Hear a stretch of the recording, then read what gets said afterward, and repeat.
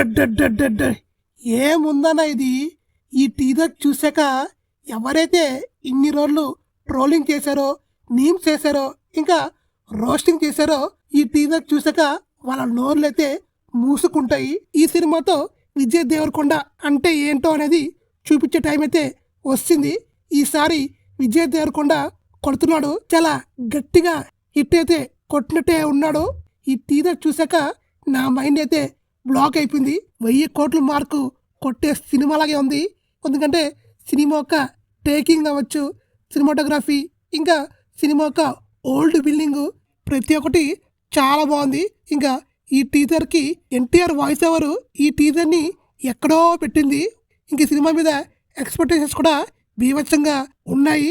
చూడాలి ఇంకా డైరెక్టర్ గౌతమ్ ఈ సినిమాని ఏ లెవెల్ తీసేది సినిమా రిలీజ్ అవుతాయి కానీ తెలియదు. ఇంకా ఈ టీజర్లో రెండో హైలైట్ ఏంటంటే అనిరుద్ బీజిఎం చాలా బాగుంది. సూపర్ అంటే సూపర్గా ఉంది. సినిమా యొక్క డిఐ వర్క్ కూడా కొంచెం అల్లే ఉంది, అయినా పర్వాలేదు. కానీ ఈసారి విజయ్ దేవరకొండ తన స్టామినా ఏంటనేది ఈసారి పాన్ ఇండియా వైస్గా చూపిస్తాడు. లైగర్ ఫ్లాప్ అయినా ఈ సినిమాతో తన ఒక స్టామినా అనేది చూపిస్తాడు. చూద్దాం. ఇంకా టీజర్ అయితే చాలా బాగుంది. ఈ టీజర్ మీకు ఎలా అనిపించినది కామెంట్ చేయండి. ఇంక ఈ సినిమా తర్వాత విజయ్ దేవరకొండకి యాంటీ ఫ్యాన్స్ అనే వాళ్ళు ఉంటారని అనుకుంటున్నాను. చూద్దాము.